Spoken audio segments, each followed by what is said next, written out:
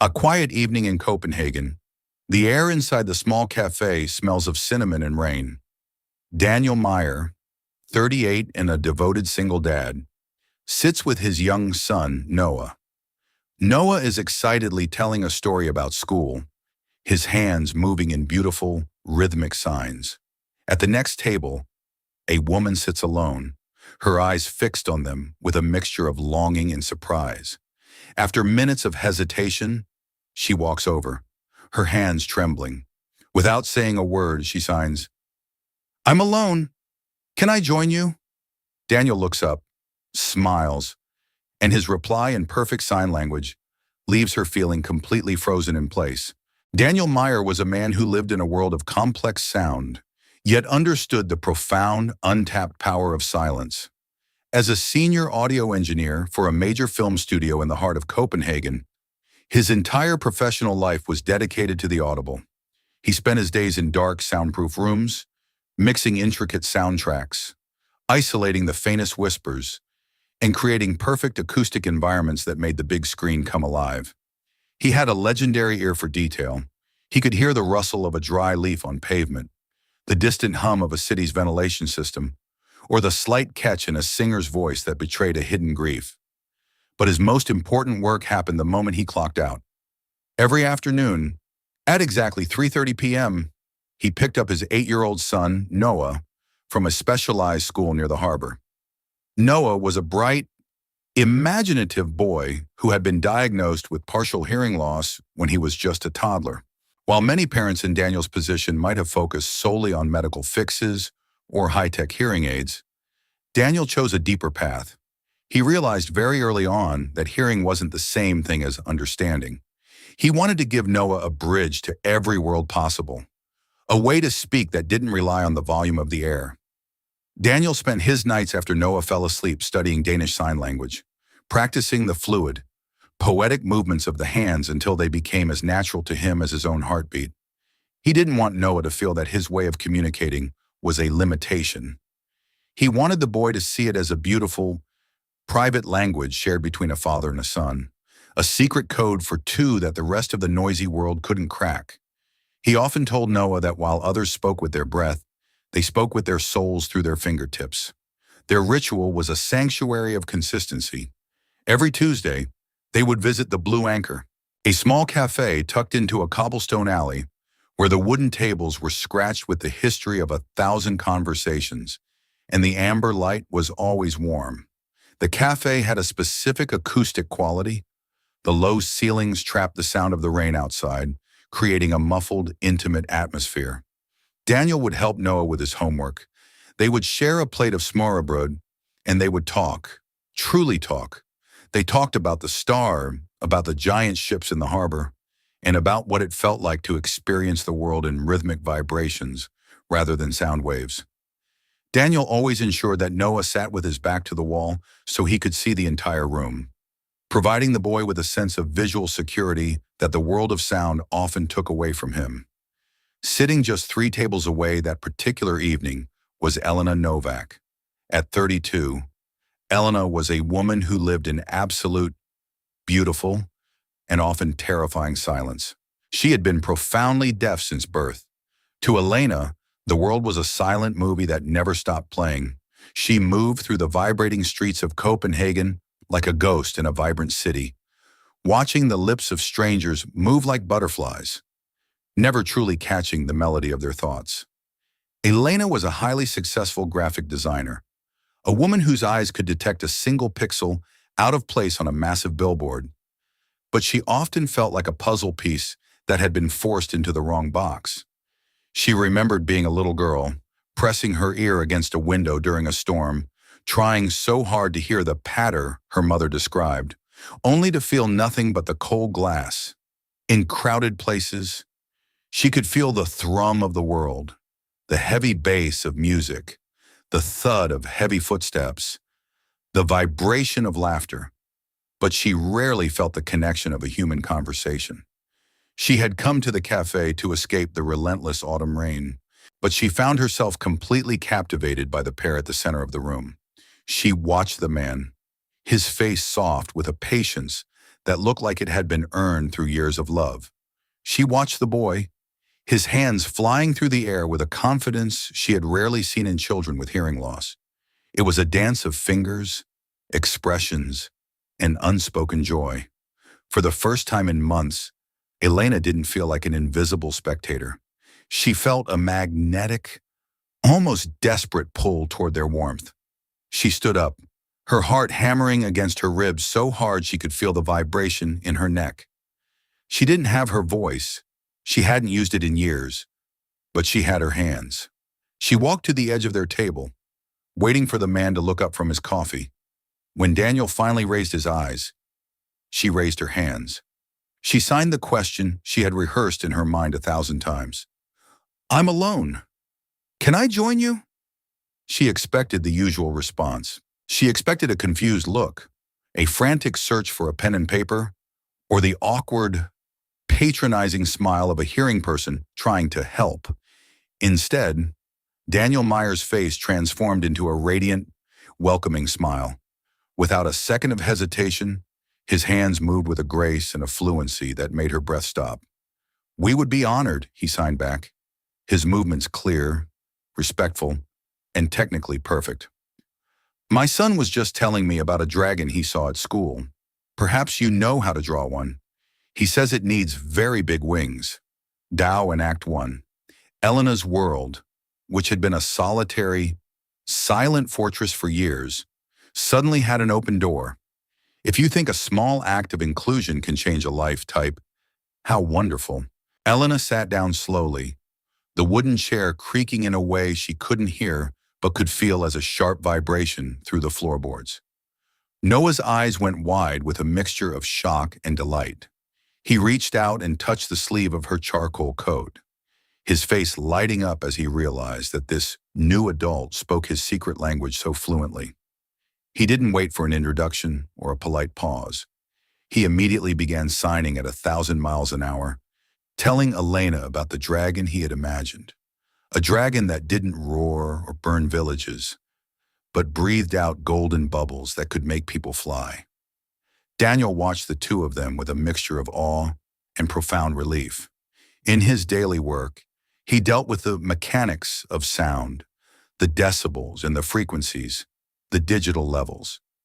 He was used to looking at waves on a screen, but here, at this scratched wooden table, he was witnessing the pure soul of communication. Elena leaned in, her face completely transformed.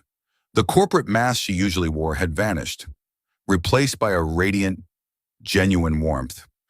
She wasn't just watching Noah, she was listening with her entire being. She signed back to him, her movements sophisticated yet incredibly gentle, correcting a small sign here and there with the innate patience of a natural teacher.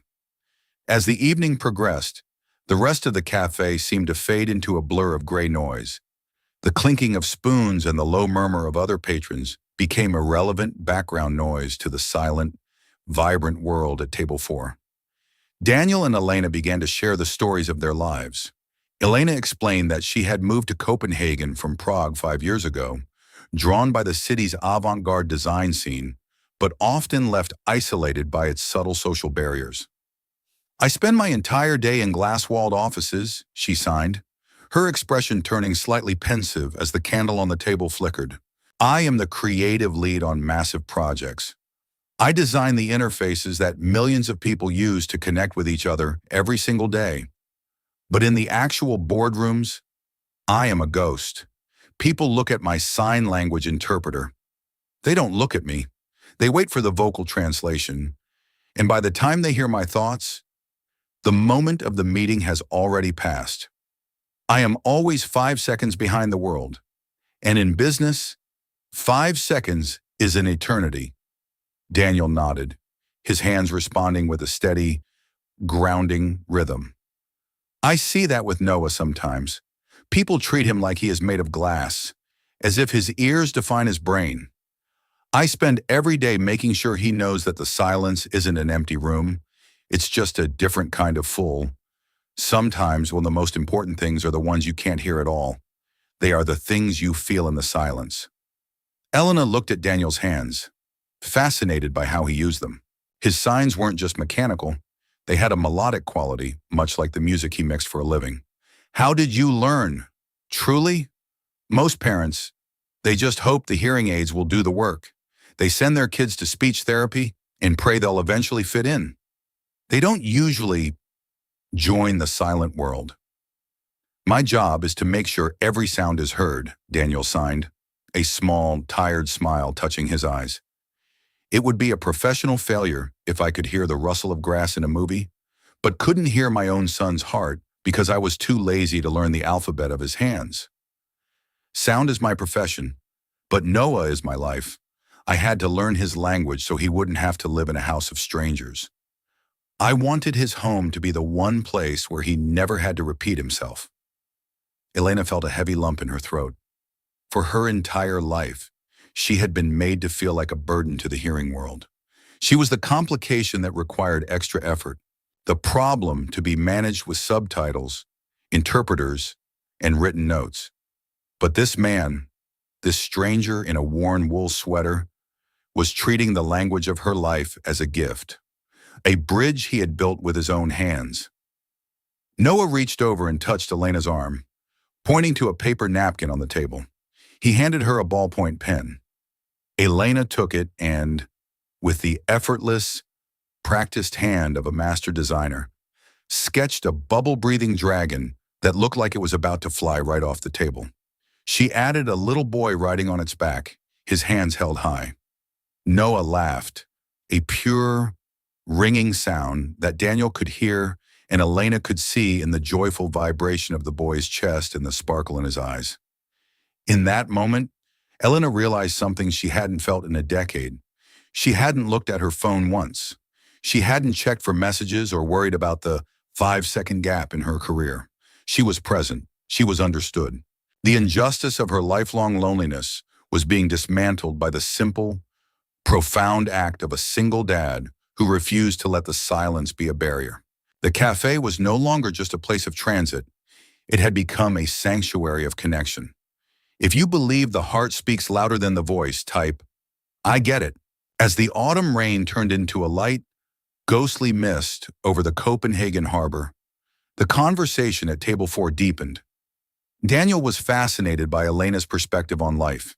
He realized that while he captured the world through expensive microphones, she captured it through the geometry of space, the physics of light, and the deep psychology of color. Then, the first twist of the evening arrived. Daniel mentioned a specific architectural design software his film studio used for sound mapping and spatial acoustics. It was a niche tool, incredibly expensive and difficult to master. Elena smiled, a bit shyly this time, her fingers moving with a sudden, sharp precision. "I know that software very well," she signed. "I was the one who designed the entire user interface and the visual feedback loop for the 2.0 version. Daniel's hands froze mid-sign. Wait, you're the Novak behind Novak Design? The one who won the European Innovation Award in London last year? The silent visionary?" Elena nodded, her expression humble but proud. She hadn't mentioned her status because she was exhausted from being the inspirational deaf founder. She wanted to be the woman in the cafe. She wanted to know if Daniel liked her for the way she signed, not for the numbers in her bank account. She had built a multi-million euro company from nothing but a laptop and a stubborn refusal to be ignored, proving that a mind that doesn't hear can often see the future more clearly than anyone else. Success is a loud word, she signed, but it doesn't buy you a seat at a table where people truly look at you. I've spent my life being admired from a distance, like a statue in a park. I just wanted to be a person tonight. But before Daniel could process the fact that he was sitting with a tech titan, the second, more personal twist arrived. "I wasn't always this comfortable with my signs," Elena signed, her movements becoming smaller, more fragile, almost whispering in the air.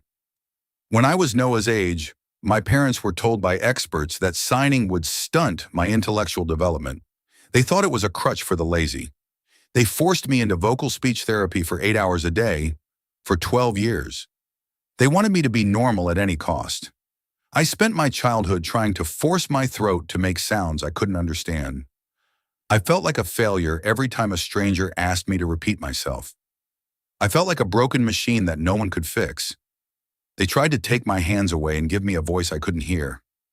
She looked at Noah, who was currently trying to balance a sugar packet on his nose, blissfully unaware of the pain in her eyes. Seeing the way you look at him, the way you sign to him in public without an ounce of shame or hesitation, it makes me realize how much time I wasted trying to speak a language that wasn't mine. I thought I had to change the very essence of my soul to be worthy of love. Tonight, I realized I just needed to find people who were willing to learn my alphabet. Daniel reached across the table. He didn't grab her hand.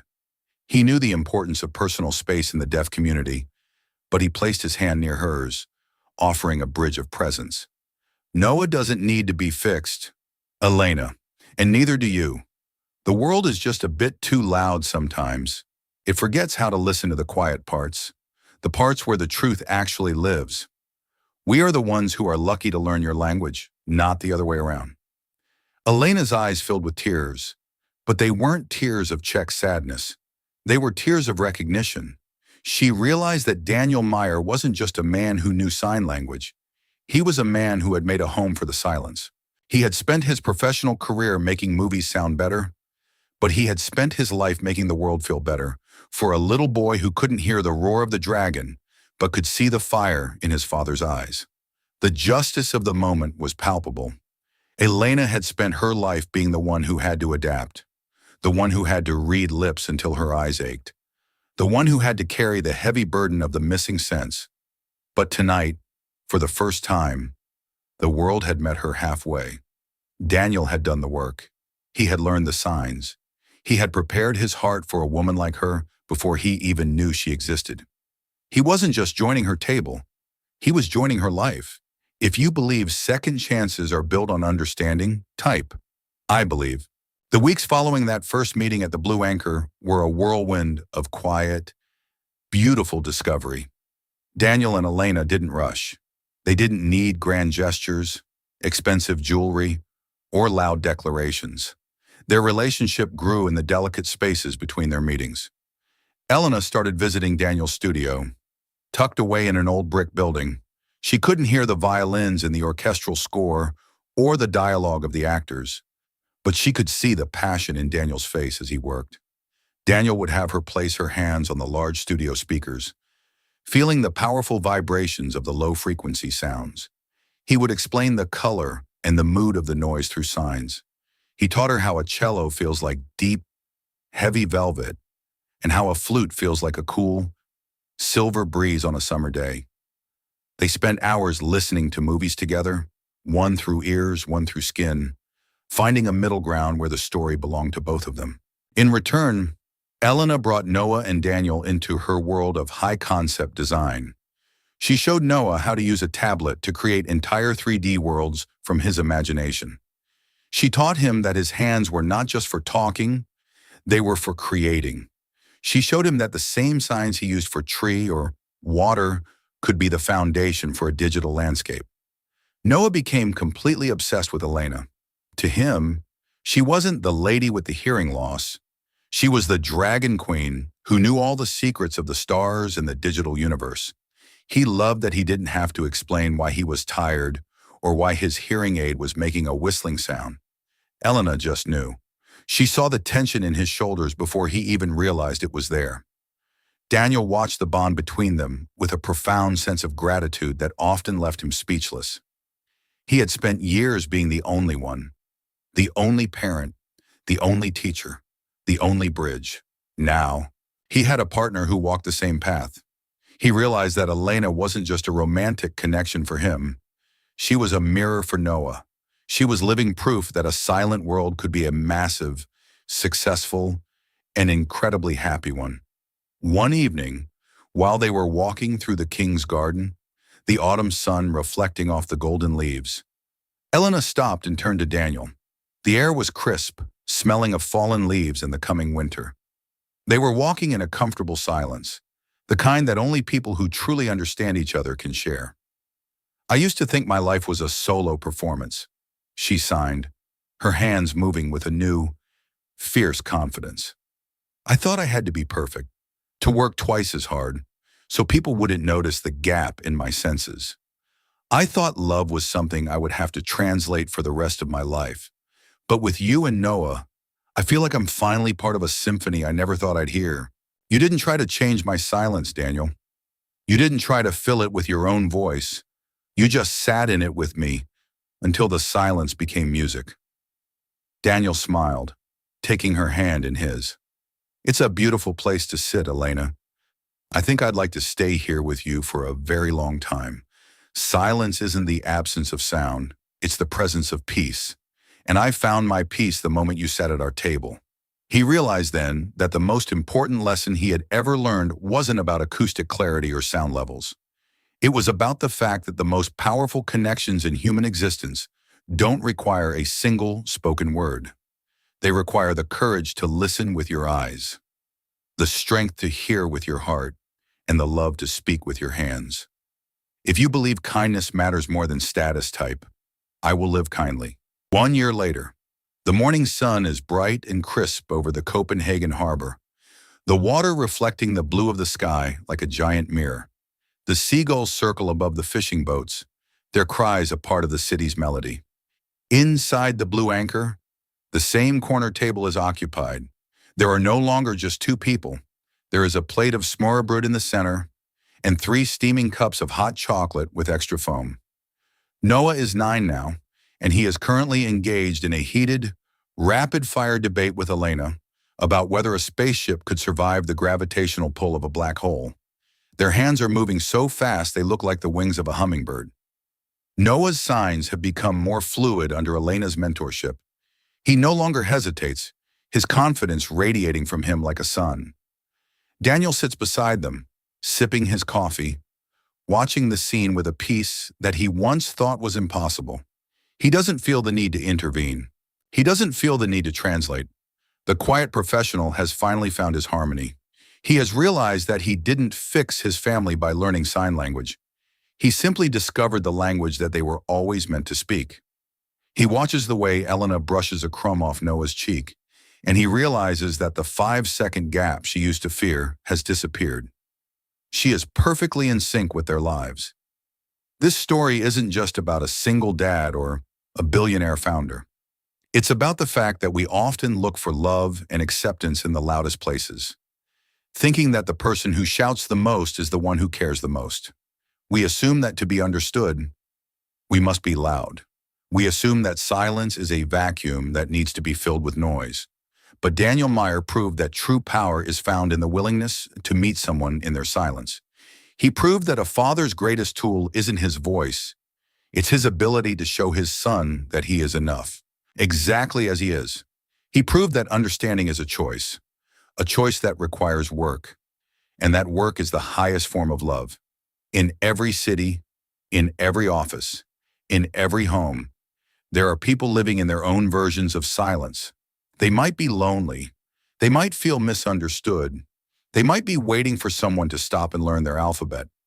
They are waiting for someone to see them without needing to hear them. Be that person. Be the one who stops to learn the signs. Be the one who realizes that a conversation doesn't need sound to be life-changing. Because when we choose to listen with more than just our ears, the whole world begins to sing. As they finish their breakfast, Noah reaches out and takes Elena's hand on one side and Daniel's on the other. They walk out of the café together. 3 people who found a whole universe in a quiet room. The rain from the previous night has left puddles on the cobblestones, each one reflecting the bright, clear morning.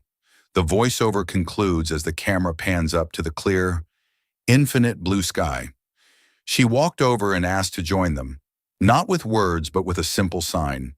He discovered that the most beautiful melodies are the ones we can't hear, and sometimes the most powerful connections in the world are the ones spoken in total silence. If this story touched your heart, leave a comment and subscribe to Chip Healing Stories. These are the stories that shouldn't be forgotten.